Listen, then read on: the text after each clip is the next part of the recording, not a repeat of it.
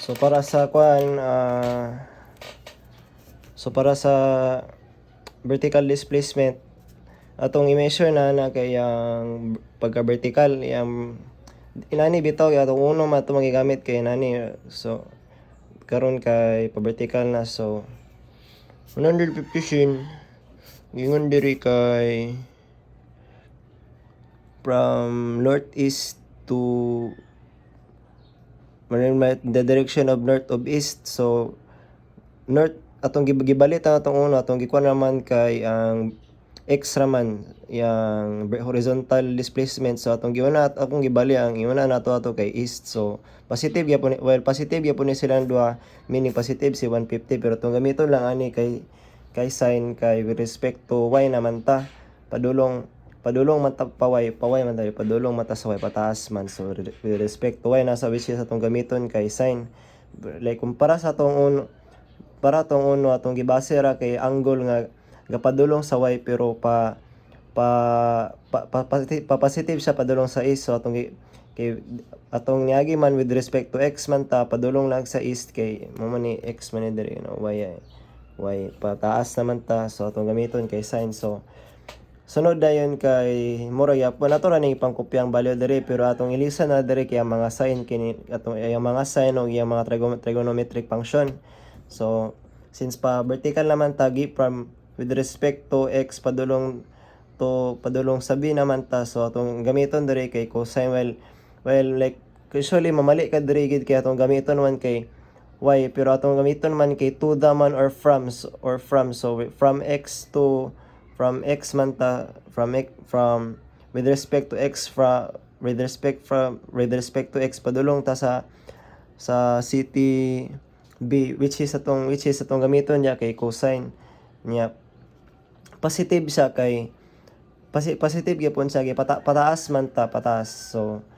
So pataas man ta like pa northwest man ta, so meaning positive siya. So positive cosine 22 degrees. So muna atong kwan city B. So from city B to city C kay panaog naman, so ma-negative na siya kay panaog naman siya gikan from y. So from with respect to y panaog atong gamiton kay sign kay with respect to y naman pud diri. So atong muna ni atong bagong nga signs o trigonometric function. So mo niya to ipang-calculate na dayon. So 200 na siya, sipit ko diya 200 na. So ato na ni pang-calculate 150 sin 20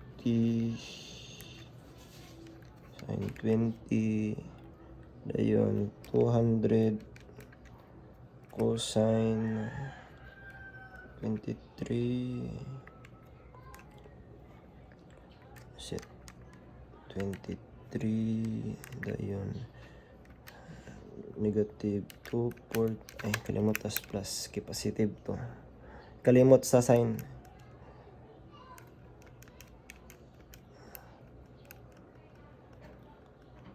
Plus 200 kay positive man.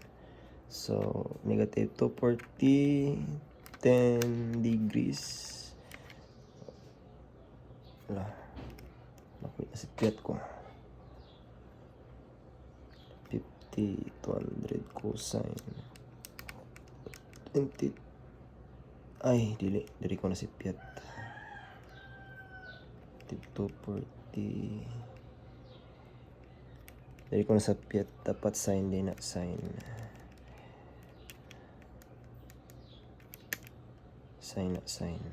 si piyat ko diya sin 23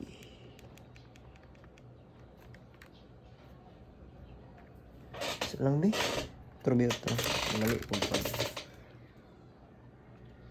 150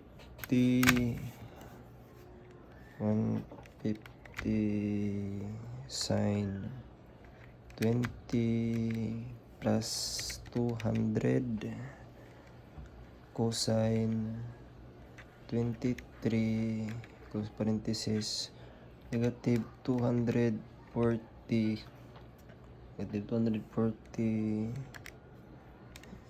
Ay, dili. Limot ko sign.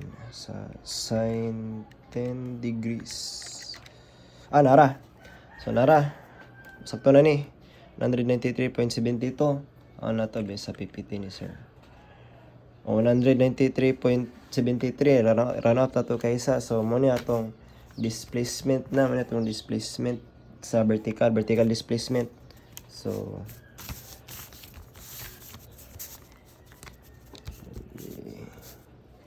193.73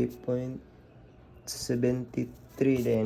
Dire na yung tamang plug in na dayon sa tong values sa tong bali mo ning gisulat ni sir sa iya R negative 173 negative 173.55 mo niya atong horizontal displacement plus 193.73. Then ang formula na kay kini, ano yung formula?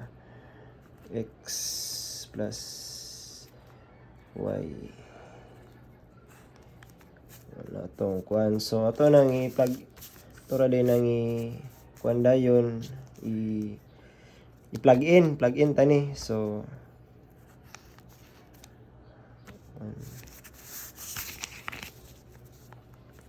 173.55 plus 193.73 adta na 173.55 plus 193.73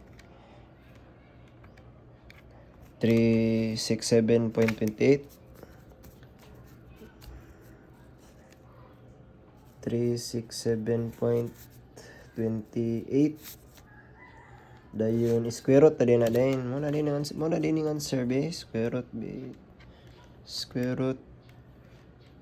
367.28 that's a day.